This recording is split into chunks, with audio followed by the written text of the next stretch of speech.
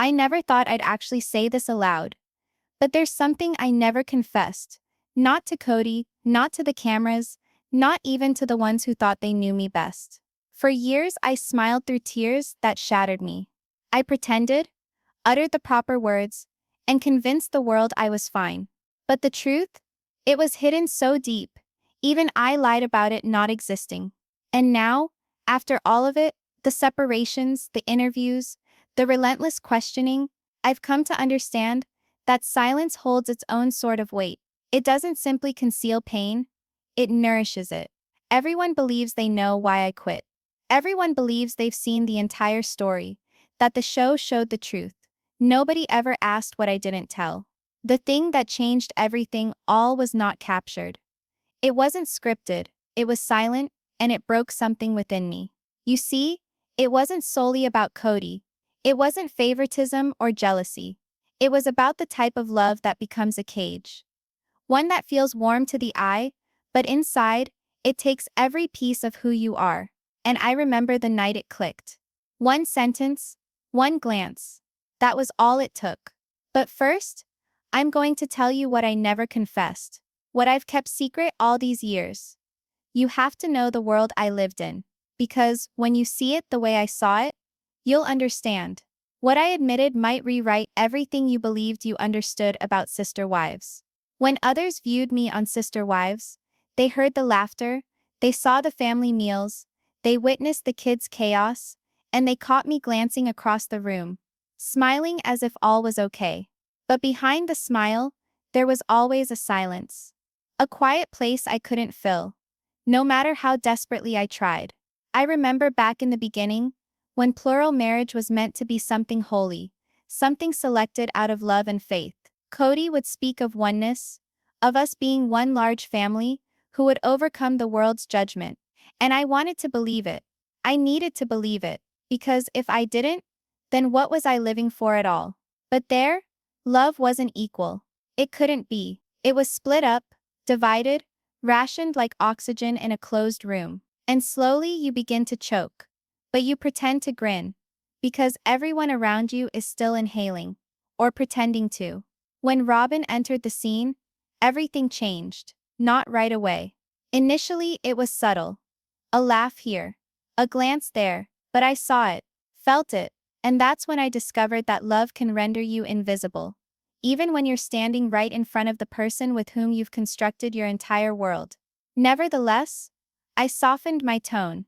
I reassured myself that it was only temporary, that Kody would return to equilibrium, that the family would regain its pace. But secretly, I knew something was irreparably altered. The instant he began to utter such words as "I just don't feel that spark anymore," I felt myself disintegrate in silence. Because what do you do when your husband, the man who swore forever, begins to treat you like you're just a character in a tale he's long since finished writing? There were evenings when I'd step outside after everyone had retired. Flagstaff air was cold, still, merciless. I'd gaze up at the stars and wonder how something that was so big could make you feel so cornered. It's odd. The cameras were present always, but they never recorded the true moments. The moments when I sat in the dark kitchen, hugging a cup of tea, attempting to remind myself that I was significant, that my voice was still important. But in that house, silence was my survival. Because if you spoke up, you broke the image, the perfect family, the spiritual unity, the faith that held us together. And in that world, truth was the one thing you didn't mention out loud. There is something that no one ever knew about me. I didn't leave because I lost love. I left because I couldn't continue to love in a manner that annihilated me. There is a difference between losing love and losing yourself. The first is painful. The second annihilates you. Now, looking back, I see that each of the finds was a lie. I had to tell in order to safeguard the dream. Because for all those years, being a wife in that family wasn't about being seen. It was about being useful, pose for the cameras, help the other wives, be the peacemaker. I had worn that persona like armor. But the more armor you wear, the heavier it gets, and then you can no longer bear it. Kody would say to us that jealousy was a weakness, that if we were really spiritual, we'd get above it. But jealousy has nothing to do with wanting something another person has. It has to do with being reminded of everything you are losing. When I saw how he gazed at Robyn, how soft and besotted his eyes were, how much attention he paid to her children, I didn't feel hatred. I felt absence. I felt like a ghost observing someone else living the life I once used to dream about. But the toughest part wasn't losing Kody's love.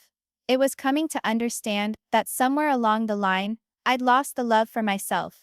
I began to gauge myself according to how frequently he called, according to whether he came to dinner, according to the pitch of his voice when he mentioned my name. That is what polygamy does to you. It conditions you to live on crumbs of love and label them as faith. And after a while, living that way, your silence becomes second nature. You no longer expect love to be equal, or fair, or kind. You just pray that it won't go away at all. But what nobody noticed, the tension wasn't only between me and Kody. It was among us all. The wives, the children, the faith we were instructed to cling to even as it cracked. I recall one evening when Meri and I sat out together after another fight between the family. The moon illuminated her face, and for an instant we were simply two women, not sister wives, not competitors, not characters in someone else's drama. Just two people trying to figure out how everything had gone so terribly wrong. She turned and asked me, "Do you ever feel like we've become strangers in our own homes?" And I didn't have to reply, because she already knew. That's what life turned into. Rooms full of people who knew your name, but not your suffering. And yet, I kept that one secret confined. The admission I never spoke, because to say it out loud would be to confess that I'd been living a lie, even to myself. There were times, brief, momentary times, when I considered telling him about sitting Kody down and saying, "I can't do this anymore. I can't pretend anymore." But then I'd look at the cameras, the crew, the lights, and I'd swallow the words yet again. Because the show was not only our life, it was our legacy, our evidence that the dream did work. And if I shattered that illusion, what would we have left? I didn't know it at the time, but each time I kept quiet, I was constructing a wall between me and me, between who I was and who I yearned to be. And eventually that wall became a cage, one that I constructed myself. But the world began to shift before I did. The audience could tell. They saw the distance, the awkward silences, the tension no editor could erase. They'd pose questions online. Why is Christine so unhappy? And I'd smile and tell myself, they're just reading too much into it. But they weren't wrong. They saw what I was trying to keep secret. Because whether you wear all of your makeup, no matter how high the lights are turned up, pain has a way of creeping in around the edges. And then there was the breaking point. Not the one on television. Not the show that broadcasted with cliffhangers and crying. No, the actual breaking point was subtle. It was the evening I at last quit trying to be selected. You don't feel it immediately. That instant when your heart resigns. It's not a scream. It's a whisper. It's the whisper in your own voice that says, "I deserve better than this." And for the first time I believed it. But action and belief are two different things. You may know the truth, and yet be too scared to live it. That was me, caught between who I was and who I was supposed to become. I began observing myself from the outside in, as if I were a character stuck in a book I no longer knew. Every family event, every conversation, every rehearsed scene was like a performance, and I was exhausted with performing. Kody would speak of commitment and loyalty, of how we all had to choose the family. But I knew better. I knew the choice had already been made. And it wasn't me. The secret I never confessed began taking shape far earlier than I departed. It was in every unsaid word, every insincere smile, every evening I had prayed for serenity that never arrived. And even when the world began to take notice, the fans, the producers, the tabloids, I remained silent, because silence was safer than truth. But truth has a way of surfacing, no matter how deep it has been buried. In retrospect, I can understand how it all culminated in this moment. The dinners where no one would look at one another. The birthdays when half the family did not attend. The way Kody's love was something you had to work for rather than simply give. And somewhere along the way, I lost my wife title. I was a ghost, not because I wanted to vanish, but because vanishing was simpler than being invisible. That's the thing about secrets. They don't simply conceal facts, they conceal individuals. And I was done with being concealed. But before I could confess what I had been holding onto for so long, I needed to understand it myself. What was I most afraid of losing? The marriage, the family, the faith, or the illusion that any of it still meant anything? I used to believe that leaving would ruin everything. That if I walked away, I'd be the bad guy in the story. But I realize now that staying would have ruined me instead. The confession I never made wasn't about Kody, it was about me. It was about the part of me that screamed to be patient every time I was told to be patient. The part of me that still held on to the idea that love should feel safe. The part of me that finally understood. Silence is not strength, it's surrender. And that's where the story really begins. Because what came next, what I ultimately confessed, didn't only alter my marriage. It altered the reality behind all of Sister Wives. There is no reality that just pops into existence. It moves in, gradually, quietly, like a shadow that begins as a tiny thing and expands until it overshadows everything. At first, I did not even realize what was going on. I thought I was tired, or sensitive, or perhaps over-analyzing things. But it was not in my head. It was in each word, each gesture, each silence. You know when love begins to leave the room. It does not bang the door shut. It simply ceases to appear. And that's what life with Kody became. A series of vacant rooms, full of echoes that once comprised us. The cameras would roll in, the lights would go on, and suddenly we were a family once more. We'd sit at the table, smile, laugh, discuss oneness. But when those lights went out, everything changed. The smiles were first to go, then the warmth. All that remained was duty. I recall sitting with him on film one day. The producer turned to me and said, "What do you think keeps your marriage together?" He gazed at me, not through me, but beyond me, and said, "Our faith holds us together." And I nodded. Because what was I going to do? Correct him? Speak the truth? That spirituality wasn't holding us together. It was holding us prisoner to a tale we couldn't even turn off. That was the moment I understood. The TV show had replaced our marriage. The viewers had replaced our bond. Because if the world still thought that we were fine, then perhaps even, we could act as though we were. But pretending comes with a cost.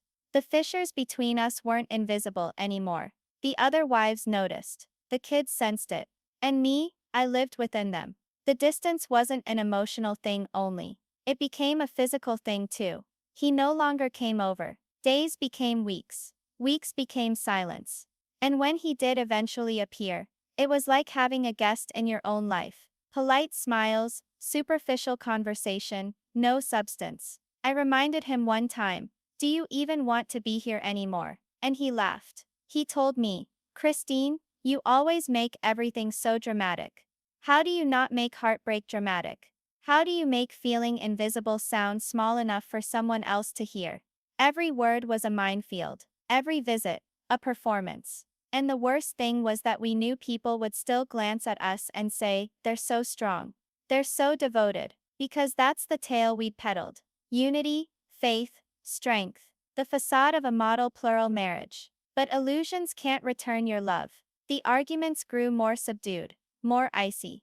It wasn't shouting, it was apathy. Indifference is worse than anger. Anger indicates that someone cares at least enough to feel.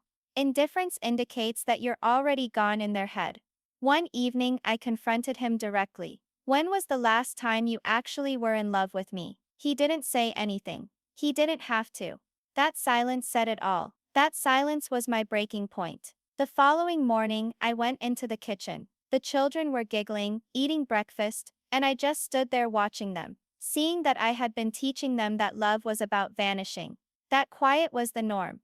And in that instant I knew if I didn't do it differently, they would learn my silence. I couldn't allow that. So I began to talk. Not to him, not yet, but to myself. I began to journal again. Something I hadn't done in years. At first, little things. What I had cooked that day. How the weather was. But it gradually became confessions. Sentences that were dangerous to write. I don't feel loved. I don't feel seen. I don't feel like me anymore. Every line was a cut and a letdown. And the more that I wrote, the more I understood I was getting myself ready for something that could never be undone. And then the argument came. The argument that altered everything. It wasn't shot. The cameras were gone hours before. We were in the living room. The tension between us thick with all that wasn't said. He said, "You're becoming too independent. You're pulling away." And I said, "Perhaps that is the only way I can make it through." He stared at me, puzzled, perhaps offended. "You're making it sound like I'm the bad guy." I said, "I'm not. I just don't want to keep pretending there's a hero." That's when I saw it. That flash of anger, of defensiveness. The look that told me I'd crossed a boundary. But what he didn't know was that boundary had been crossed ages ago. The moment love became conditional. He said I was being emotional, that I was letting jealousy cloud my head. This was not jealousy. This was sorrow. Grief over the us we used to be. Grief over the wife I once was before I became a wife on rotation. You begin losing your reflection in a life like that. Every choice is made with someone else's needs first. Every feeling passes through the filter of what's acceptable. Every truth is watered down so it won't rock the boat. And that night, something within me broke. I said, "You speak of loyalty, but what of love? You speak of unity, but what of honesty?" And he just looked at me, quiet. The kind of quiet that lets you know he's not hearing. He's waiting for you to be done speaking. That's when I understood. The dialogue wasn't between two individuals anymore. It was between a believer and a survivor. He believed in the system. I was surviving it. After that night, things were never the same. He began coming by less often. The texts became colder. And with every time the cameras did roll, I could feel the space between us expanding, even as we pretended to be close. People believe the worst hurt is being lied to. But it's not. It's lying to yourself every single day, just so you can get by. I waited and waited for a sign, for something, anything, to tell me what to do. And then it arrived, in the most basic, most unexpected form. It was one of the children. They asked me, "Mom, are you happy?" I laughed and said, "Of course, sweetheart." But inside, I shattered, because I wasn't. Not even close. That question lingered with me. It rang in my head whenever I attempted to sleep. "Are you happy? Are you happy? Are you happy?" And at last, I had to respond. Truthfully, no, I wasn't happy, and I hadn't been in a very long time. That knowledge was both a tragedy and a freedom. For the instant you acknowledge the reality, even in your head, you can't unknow it. And when you can't unknow it, you can't continue to live the same. That's when the true struggle started. Not between Kody and me, but between who I used to be and who I was supposed to be. I began to question everything. Why was I continuing to try to prove myself to someone who had already lost sight of it? Why was I struggling to find a place in a life that no longer wanted me there? The more I begged, the more it became apparent I wasn't struggling for love. I was struggling for permission. Permission to be, to feel, to be heard, and recognizing that. It was horrifying. Because when you know the truth, you can no longer hide behind faith, or obligation, or spiritual calling. You must confront it. The tension at home was too much. Any conversation was like a trial I was not passing. The other wives also had their own issues, their own spaces, but I was all by myself. And then there was the evening that continues to haunt me. He arrived unannounced. I knew he was angry, not boisterously, but seething, contained. He told me the producers had been questioning our marriage. If I was content, he said, "You're making me look bad." And I said, "Maybe the truth just doesn't look good anymore." He spun around, said something under his breath. And I knew then, it wasn't love that bound us together anymore. It was image. That evening, I went up to my bedroom, shut the door behind me, and at last spoke the words aloud. I'd been too afraid to say for years. "I'm done." It wasn't loud, it wasn't dramatic, but it was final. I hadn't told him. I hadn't told anyone. But I could feel the shift. The thread of invisibility that bound me to that world. It broke. In the days after, something odd occurred. For the first time in years, I was at peace. Not happy, not yet, but at peace. The kind that comes from finally lying to yourself. But with that peace was fear. Because I knew when I said those words aloud to him, When I finally acknowledged what I'd never confessed, everything would be different. And different in that world has price tags. The family would break apart. The cameras would descend. The world would wonder. And I would be branded rebellious, unfaithful, selfish. But what everyone failed to realize was that departure wasn't destruction. It was survival. And survival sometimes appears to be betrayal to those who've never had to battle for themselves. I began rehearsing in my head for the talk, running it through repeatedly. What I'd do, how he might react, how I'd remain calm. But no matter how many times I ran it through, one thing kept nagging me. What if he doesn't care? Because the opposite of love isn't hate, it's indifference. And that's what I dreaded most. That when I finally spoke my truth, it wouldn't even matter. That fear almost kept me quiet again. Almost, but the load of what I'd been keeping inside, the confession I never made, was more crushing than the fear of what came next. So I made a choice.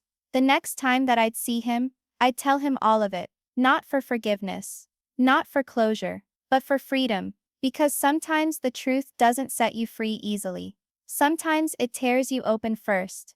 And that's precisely what I was on the verge of doing. I can still hear him speaking. The soothing, measured tone that always had me doubting my own feelings. He told me, "You're overreacting again." And that was the moment, in that instant, when something within me ceased to believe that I was the issue. Because for years I walked around wearing that sentence like an albatross around my neck. Every argument became my fault. Every tear was drama. Every boundary I attempted to establish was disrespect. But here's the thing I never confessed on TV. I wasn't mad because Kody loved someone else more. I was mad because he made me believe love was supposed to hurt, that it was supposed to include shame, silence, and doubt about myself. That's the confession I never gave. Not to the cameras. Not to the producers. Not even to the folks sitting next to me on that couch in front of all those hot studio lights. Because how do you admit that you were disappearing slowly, and didn't even notice it was occurring? For years I believed strength was endurance. That being a good wife, a good woman, was keeping quiet when something didn't feel right. I saw myself shrinking to accommodate the version of me that everyone else desired. Smiling when my heart hurt. Consenting when my soul was screaming no. The cameras recorded the smiles. The dinner with family, the lines rehearsed, but never captured the quiet when the lights went down. The nights I waited in the car outside our house, just breathing, trying to recall who I was before I was Mrs. Brown. I said to myself, "It's all right. He's under pressure. The show makes it worse than it is. Tomorrow will be better." But it wasn't. Because tomorrow was always the same script, the same hierarchy, the same unwritten rules that informed me where I fit. And perhaps that is what people fail to notice. Polygamy doesn't merely split love, it splits identity. You live in fractions, half of yourself trying to be heard, half of yourself acting like you don't care when you don't. I started paying attention to how much I apologized. For speaking, for feeling, for wanting, until the day I couldn't anymore. That day, that never aired, was when Kody turned to me and said, "You need to be more like them." He didn't need to specify who them were. I already knew. He was referring to the wives who didn't confront him. The ones who smiled even when it hurt. And I recall looking at him, finally understanding that I was not part of a family. I was part of an agreement. That is when the anger arose. Not boisterous or explosive. Not the anger you can capture on film. It was silent, governed, bitter. For the truth is, the silent anger is the most hazardous form. It doesn't seek revenge. It seeks release. That evening I went upstairs, gazed in the mirror, and spoke it aloud for the first time. I don't love him anymore. It scared me and set me free. Because once you confess that to yourself, there's no turning back. That was the true confession. Not that I no longer loved Kody, but that I no longer loved the part of me that craved his acceptance. Everything then shifted ever so subtly after that. The smiles grew shorter, the dinners quieter. He saw the space but confused it with attitude. He didn't know it was freedom, just starting to form. And perhaps that's what shattered him. Not that I left, but that I stopped pleading to remain. When you're living in someone's shadow long enough, the light seems threatening. But once you move into it, you can't go back to the shadows. They still ask me, was there one moment when you knew you were leaving? Yes. Not dramatic. Not a fight. It was when I woke up one morning and wasn't afraid to lose him. That's when I knew I'd left emotionally. I just hadn't yet packed. But let me tell you what happened next. Because that's the part no one ever got to see. After I was gone, I received messages from strangers. Women who spoke their own truths. I know what you mean. I stayed too long too. I thought I was alone. And that's when it struck me. This wasn't my story. It was theirs as well. Leaving wasn't betrayal. It was survival. But of course not everyone saw it that way. There were headlines. There was judgment. And there were rumors that I was attention-seeking, dramatic, selfish. But I didn't require attention. I required peace. That's something nobody tells you about leaving. It's not the distance that kills you. It's the silence that comes next. You begin to hear your own voice once more, and initially it wobbles. Then it builds, louder, stronger, until one day it's the only sound you believe. I recall the first night I was sleeping by myself since leaving. It was still, excruciatingly still. No lights from cameras. No directors. No comings and goings outside my room. Just me, and the sound of my own breathing. And for the first time it didn't feel lonely. It felt like healing. I sat on the ground with my phone, scrolling through years of pictures. Family vacations, birthdays, smiling faces captured in time. And in each one of them I saw the same thing.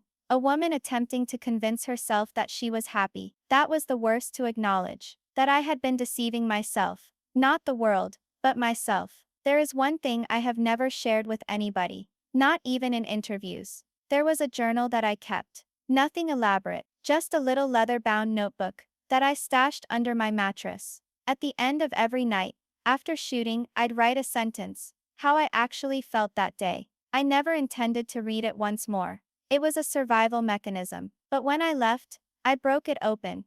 Page after page. I witnessed the gradual disintegration of a woman clinging to everything. The sentences were long at first. Optimistic, hopeful, they shortened afterwards. Until one day, there was only a single word. Enough. It was the end of it all. And that's the day I broke it to Kody that I was leaving. He didn't take me seriously at first. He thought it was just another fight. But I was no longer angry. I was finished. And when a woman is no longer trying to justify herself, that's when you should listen actually. The truth is, I didn't just leave Kody. I left behind a belief system that taught me love was something you had to earn by sacrificing. I left on my own, on guilt, on comparison, on being the good wife, because love doesn't have to make you vanish. People have said I was brave. But courage isn't bold. It's subtle, it's the second you lose permission to be yourself. And perhaps that is what my secret confession truly is. Not something about him, but something about me. I was never supposed to be a supporting character to someone else's narrative. I was supposed to pen my own. Peace followed the confession. Not immediately, but incrementally, like sunlight illuminating a darkened room. I began relearning things I loved. Cooking for myself, walking without cameras, laughing without worrying about how it appeared on television. It was like reintroducing myself. And to anyone who's ever felt trapped in love, in faith, in expectation, I want you to know this. You don't owe anyone your silence. You don't need permission to start over. The ones who really love you will never ask you to shrink yourself to fit their comfort. Sometimes I wonder if Kody ever realized why I left. Perhaps he still doesn't. But that's okay. My healing was never his job. I used to believe that closure was derived from answers. An admission by someone that they were wrong. But closure is not a discussion. It's a choice. A calm, consistent knowledge that you deserve better. And that is the true confession I've carried all these years. I hung in there thinking departing was failing. But the truth, leaving was winning for the first time in my life. Today when I reflect, I no longer see pain. I see lessons. I see progress. I see a woman who finally spoke the truth. Even when her voice shook. Because freedom isn't in walking away. It's realizing you never had to ask permission to walk in the first place. That's what I never confessed on camera. That the narrative that people were watching was never the entire truth. It was edited, filtered, constructed for entertainment. But the actual story, it's this. A woman who ceased to pretend, said what was true for her, and entered the silence that ensued. And perhaps that's all any of us ever really desire. Not recognition, not approval, just the opportunity to be authentic. The most difficult part of speaking the truth isn't the words. It's what follows. The silence, the questions, the echo of your own voice reminding you that once spoken you can never revert to pretending. When the cameras finally dimmed, I sat by myself for hours. No producers, no interviews, no one asking me to say a line again. Just me, gazing at a life I didn't even recognize anymore, trying to come to terms with what I'd left behind. And for the first time in years, I wasn't afraid, because freedom doesn't arrive with fireworks or music. It arrives softly, like the sunrise. You don't even realize it at first. Then all of a sudden, you're standing in the light and realizing you made it through the night. Over the months that followed, I began rebuilding. Not only my house, but myself. It's funny how hollow life feels when the noise dies down. When you're no longer the wife, the character, the narrative. You're just you. At first I had no idea what to do with that. I'd been so long in a system that dictated to me who I was, what I said, how I behaved. And now every choice was up to me again. It was horrifying and stunning. I recall one morning, waking to birdsong outside my window. Simple, calming. But I wept. Not because I was unhappy, but because I felt safe for the first time. That's the one nobody speaks of. How safety feels alien after years of survival. You must relearn what peace sounds like. You must teach yourself that quiet is not danger. Folks would ask me, Christine, do you ever regret it? And I always hesitate. Not because I don't know the answer, but because I recall how long it took to gain it. No, I don't regret leaving. I wish I had waited so long to think I could, because each day that I didn't speak up, I was teaching my children that love is tolerance, that heartache is the norm, that being invisible is acceptable. And that's the pattern I wanted to break. When my daughters gazed at me after I left, truly gazed, I could see something register in their eyes. It was as if they finally saw the woman they'd been missing. They didn't require me to be perfect. They just required me to be truthful. And perhaps the best thing we can leave our children is the bravery to prioritize truth instead of tradition. There's something liberating about letting go of a life that no longer suits you. You start to see how tiny you'd made yourself in order to fit in. You realize how many times you said yes when your entire body wanted to shout no, and when you taste your own strength once more, you can't stop tasting it. But power is not about mastery. It's about calm, the kind that exists when you know who you are, and you're finally at peace with it. I quit repairing what wasn't working, and began cultivating what was authentic. Friendships that were like sunlight, moments that weren't recorded, laughter that did not need approval. Because for the first time my life wasn't a plot, it was mine. Sometimes I reflect on the version of me who began all of this. The young woman who thought that love was meant to be earned, that patience was rewarded, that sacrifice was divine. I want to say to her that she wasn't foolish for believing. She was simply taught a bad definition of love. Love isn't defined by how much you can bear. It's gauged by how comfortable you feel being yourself around another person. That's something I never grasped until I walked away. Until I knew that peace isn't in someone else's validation. It's in your own mirror when you stop apologizing for being.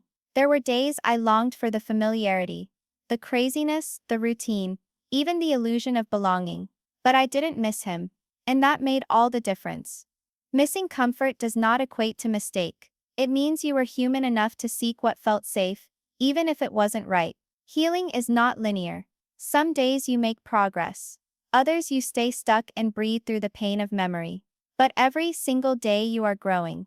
And that's what this chapter has been. Growth. Not a flawless makeover. Not a happy ending. But a gradual unfolding of truth. I believe that people were waiting for me to emerge angry. To lash out. To reveal. To turn my suffering into an instrument of vengeance. But the fact is, I don't need revenge. My peace is testament enough. When I ceased to fight to be understood, I gained understanding. When I ceased to pursue closure, I found clarity. And when I ceased to seek love from those who could not give it, I found it in myself. That's the whispered revolution. Nobody expected. Because the actual confession, the one buried beneath all the theatrics, is not what Kody did, or even what he didn't do. It's about who I am now, that I quit letting his voice dictate mine. One day, I took a walk around a park by my new home. The air was cool, the sun warm and honey gold, and I recall walking past a couple, holding hands, laughing without restraint. For a moment it stung, not because I envied what they had, but because I knew I'd never really had it myself. Then something about me relaxed, because perhaps this was the lesson all along, to stop looking to someone else to provide me with the love I'd been able to afford for myself. That realization didn't occur with tears this time. It arrived with peace. The kind that resides quietly in your chest and murmurs, "You made it." In retrospect, I realize how each fracture in my previous life was an opening for light to penetrate. Each fight, each tear, each quiet dinner, it all brought me here. To where truth isn't something I am afraid of. It's something I breathe. And perhaps that's what everyone means when they say freedom comes at a cost. Because you don't lose just people when you transform. You lose the part of yourself that required them. And that's fine. That's progress. When I eventually sat down with my producers for the final time, they asked me one question. If you could tell your earlier self, the original Christine who debuted on the show, one thing, what would it be? I smiled. I knew. I would say this. You don't have to earn your worth. You never had to trade your soul in increments. And someday the world will hear your truth. Not because you screamed it, but because you lived it. That's what this confession actually is. Not a scandal, not a secret, a declaration of truth. Even now, when strangers, women, even men stop me on the street, they tell me, "Thank you for demonstrating what courage is." But I always tell them the same. Courage doesn't look like walking away. It looks like standing still long enough to know you're worth it. It's not about being fearless. It's about being honest, even when your voice shakes, because honesty is where healing begins. And if my story can remind even one person that it's okay to choose themselves, then everything, every tear, every headline, every moment of doubt was worth it. Sometimes, late at night, I still replay the last few moments in that house. The silence, the weight of goodbye, the door behind me closing. It felt like an end, but like a start. Folks think that healing is remembering less. It's not. Healing is remembering without breaking. And I've come to realize that closure isn't about erasing the past. It's about knowing why it occurred. Because if I didn't have that hurt, I wouldn't have found this peace. So here I am, not as the ex-wife, not as the former sister wife, not as a character on a show, but because Christine, a woman who had finally spoken the truth. And this is all. This is the confession that I never made before the camera. That love is not about remaining. It's about knowing when to go. That silence does not keep peace. It kills it. That freedom isn't given by permission. It's given by truth. And that no matter how long it takes, you are never late to start again. Soft closing tone, reflective and strong. If anything I have learned is this. You can lose everything. Your house, your confidence, your old self, and remain whole. Because what's true cannot be taken from you. Love can disappear. Fame can vanish. But truth stays. And perhaps that is why I decided to speak now. Because after all the years of silence, my truth finally belongs to me. And if you've ever been trapped, invisible, silenced, I hope to tell you this. You don't need to wait for the world to get what you did. You just need to decide on yourself. Because freedom doesn't ask permission. It only requires one bold yes. And this was mine.